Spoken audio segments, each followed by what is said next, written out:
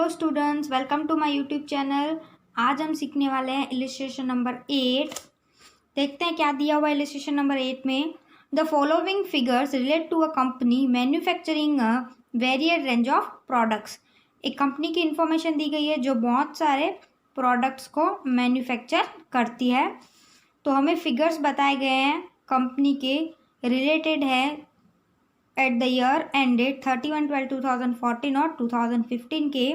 Total sales दी गई है, 14 के अंदर इतनी थी, 15 के अंदर इतनी, और हमें दिया गया है टोटल कोस्ट, सेल्स और टोटल कोस्ट। इससे पहले के सम में आपने देखा कि सेल्स के साथ प्रॉफिट दिया गया था, पर हमें यहाँ पे कोस्ट दी गई है। तो सेल्स और कोस्ट में से हम प्रॉफिट फाइंड आउट करेंगे। आगे देखते हैं। Assuming stability in prices with variable cost carefully control to reflect predetermined relation. यहाँ पे एज्यूम क्या करना है, जो प्राइजेज होगी वो स्टेबल रहेगी, स्टेबिलिटी मेंटेन होगी यहाँ पे उनकी, with variable cost carefully control, और हमें कंट्रोल किस पे करना है, वेरिएबल कोस्ट पे, to reflect predetermined relation. The profit volume ratio to reflect the rates of growth for profit and sales. और क्या फाइंड आउट करना है हमें यहाँ पे, profit volume ratio to reflect the rates of growth for profit and sales. Profit और sales के जो रेट्स होंगे उनकी ग्रोथ को रिफ्लेक्ट होगा द प्रॉफिट वॉल्यूम रेशियो, यहाँ पे हमें फाइंड आउट करना है। Any other cost figures to be deducted from data, और एनी अदर फिगर्स। तो एनी अदर फिगर्स में हम देख लेते हैं आज हम यहाँ पे क्या क्या फाइंड आउट करने वाले हैं। अगर इस टाइप का सम आता है तो हम क्या क्या फाइंड आउट करेंगे। तो सबसे पहले मैंने सम नोट डाउन करके रखा है। यहाँ पे हमारे पास सेल्स और कोस्ट है। तो सबसे पहले हम फाइंड आउट करेंगे प्रॉफिट, कि दोनों साल का प्रॉफिट कितना होगा। तो देखते हैं हम, प्रॉफिट के लिए हम फॉर्मूला यूज़ करेंगे सेल्स माइनस कोस्ट। तो 2014 के लिए हमारी सेल्स हैं 22,23,000 माइनस उसकी कोस्ट दी गई है हमें 19,83,600। तो देख लेते हैं हम कि हमारा प्रॉफिट कितना आ रहा है।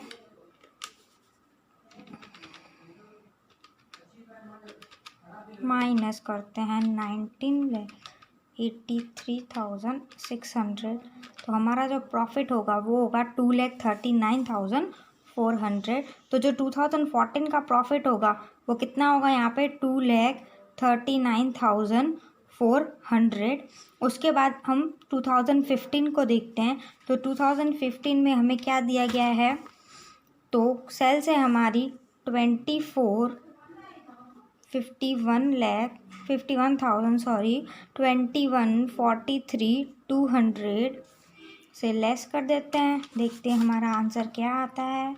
2451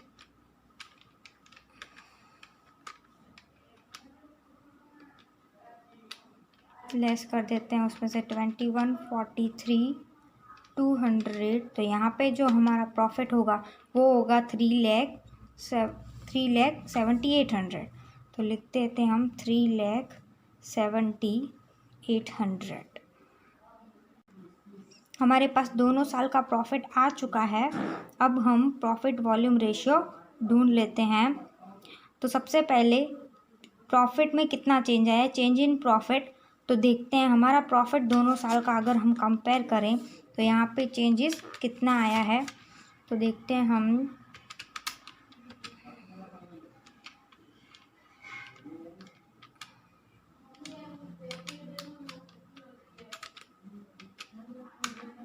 तो यहाँ पे जो हमारा चेंजेस आया है वो आया है हमारा 68,400।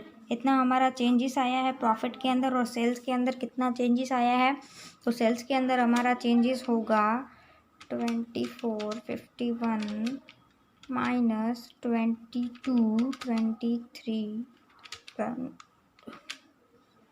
तो सेल्स हमारी आएगी, उसके अंदर चेंज आया होगा हमारा 2,28,000। इंटू कर देते हैं 100 से, तो हमारा प्रॉफिट वॉल्यूम रेशियो हमें मिल जाएगा। तो प्रॉफिट वॉल्यूम रेशियो यहाँ पे होगा 0.5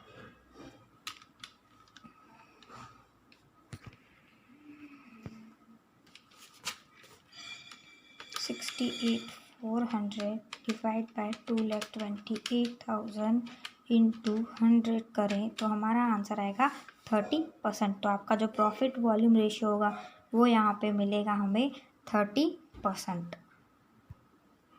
प्रॉफिट वॉल्यूम रेशियो के बाद हम फिक्स कॉस्ट फाइंड करेंगे। तो फिक्स कॉस्ट के लिए हमारा फॉर्मूला होगा sales into profit volume ratio minus profit. तो सेल्स हम यहाँ पे 2014 की ले लेते हैं 22,23,000 इंटू हमारा जो प्रॉफिट वॉल्यूम रेशियो था वो था 30% माइनस उसी साल का अगर हम प्रॉफिट माइनस करें तो उस साल का हमारा प्रॉफिट था 2,39,400। तो हमारी फिक्स कॉस्ट यहाँ पे होगी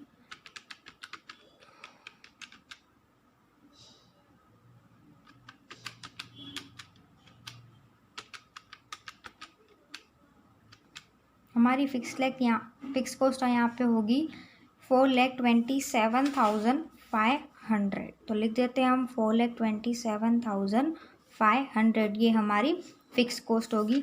उसके बाद हम फाइंड आउट करेंगे break even sales. Break even sales के लिए हमारा फॉर्मूला होता है fix cost upon PV ratio.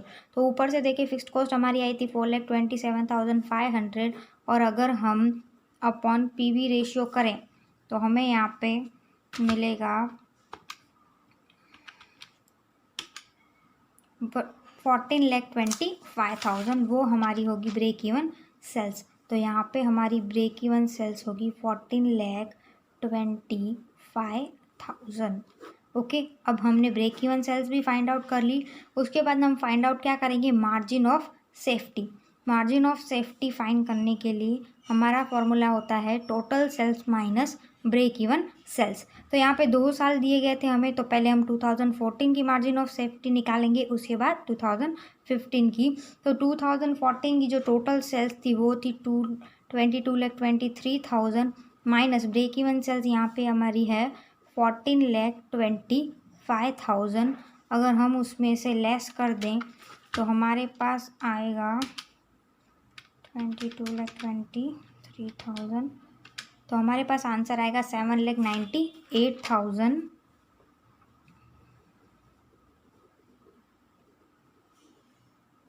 7,98,000 ये हमारी होगी मार्जिन ऑफ सेफ्टी फॉर 2014। उसके बाद हमें मार्जिन ऑफ सेफ्टी 2015 के लिए निकालनी है।